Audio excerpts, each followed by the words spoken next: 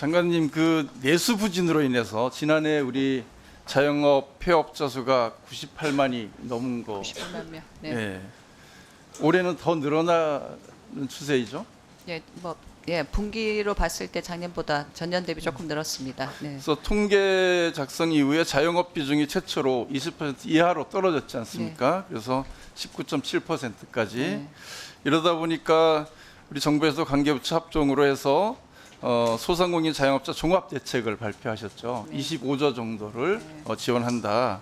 그래서 뭐 그 내용을 보니까 그 중에 한 14조는 그 정책 자금 상환 기간 연장이라든가 이런 금융 지원 쪽에 있고, 또 10조 원은 소상공인 채무 재조정을 지원하기 위한 시출발 기금 규모를 확대한 것이고, 그리고 나머지 한 1조 정도가 그 점포 철거비 확대라든가 폐업 소상공인 취업 지원 이렇게 돼 있죠. 네.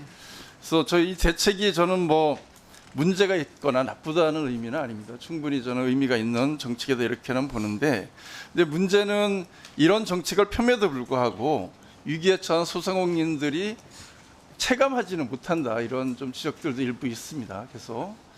그리고 근본적인 그 내수 인작 정책은 보이지 않는다, 이런 지적을 꾸준히 해왔어요.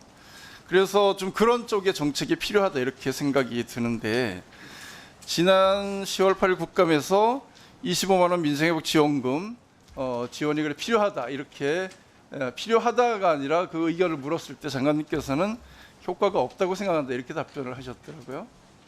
25만 원을 이렇게 일률적으로 했을 때 그렇죠. 예상에도 효과가 없다, 효과가 이렇게 있을 하셨죠? 수 없지 않겠느냐라고 말씀드렸습니다. 네. 그래서 최근에 그 제가 자료를 새로 하나 보셨을 것도 같은데, 우리 장관님도 카이스트의 김지희 교수팀이 발표한 자료 있죠. 여기에 보면은 여기가 SCI급 저널에 발표한 자료예요. 그래서 코로나19 재난지원금이 소상공인 매출에 미친 영향 실증 분석을 했더라고요.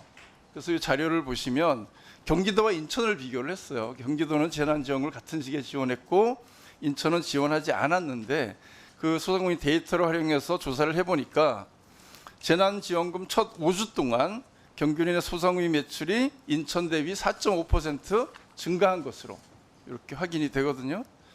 그리고 승수효과도 증가분을 보니까 재난지원금으로 지급된 예산보다 9%가 늘어났습니다. 그러니까 지금 현재 그런 재난지원금 형태로, 지역화폐 형태로 지원을 할 경우에 이렇게 효과가 분명하다라고 하는 근거가 있거든요. 그렇다고 하면 정부가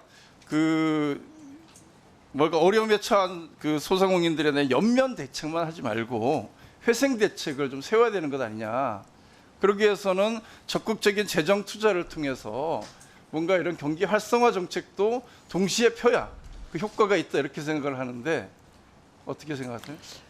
중기부 장관의 입장에서 중소기업과 소상공인의 업무에 민생 대책을 하고 있는 입장이기 때문에 제가 전반적으로 이 부분에 대한 이야기보다는 기본적으로 소상공인이나 취약한 특히 뭐 중소기업에 대한 중소기업은 그렇죠. 아닙니다. 그거는 소상공인들에 그거는 있어서는 이미 하고 계시기 때문에 보편적인 것보다는 좀 맞춤형이 저는 그러니까 실질적으로 더 도움이 될 수 있다고 생각하고 맞춤형을 있습니다. 하는데도 불구하고 네. 지금 폐업자 100만 시대 아닙니까?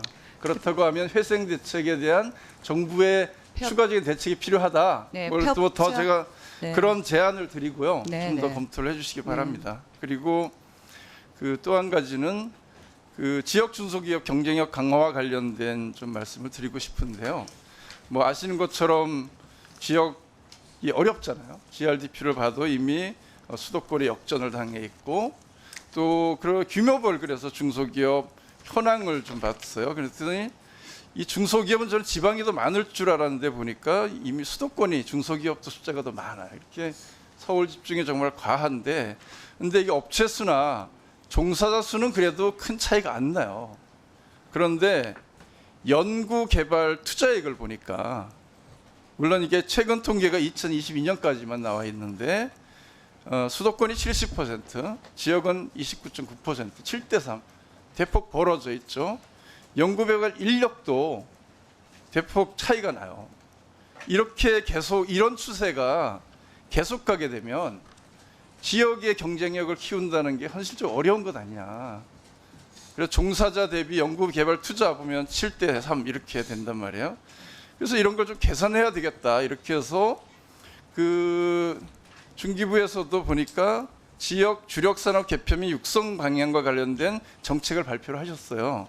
거기다 보면은 지역의 성장 정책과 지역 간 불균형 심화 이런 문제가 있어서 정책적 전환이 필요하다 이렇게 해서 발표를 하셨고, 그래서 주축 산업과 미래 신산업을 육성하겠다 이렇게 했는데, 주축 산업은 그 지역 혁신형 선도 기업 육성 사업으로 갔고, 미래 신산업은 2023년에 발표했는데 아직까지 계획 중이다 이렇게 얘기를 하시더라고요. 미래 신산업 전환을 위한 것도 좀 준비를 네, 그래서 이거 했었습니다. 적극적인 좀 그 준비가 말씀드리겠습니다. 네. 필요하고, 네, 네, 저희 그 과정에서 지금 이런 R&D 투자라든가 네, 연구 인력 투자가 수도권과 지방에 이렇게 격차가 좀 엄청나게 벌어져 있는 것을 어떻게 축소할 것인가, 네. 이런 것들이 좀 더 적극적으로 그 대안에 네, 네. 포함이 돼야 되겠다 이렇게 생각을 합니다.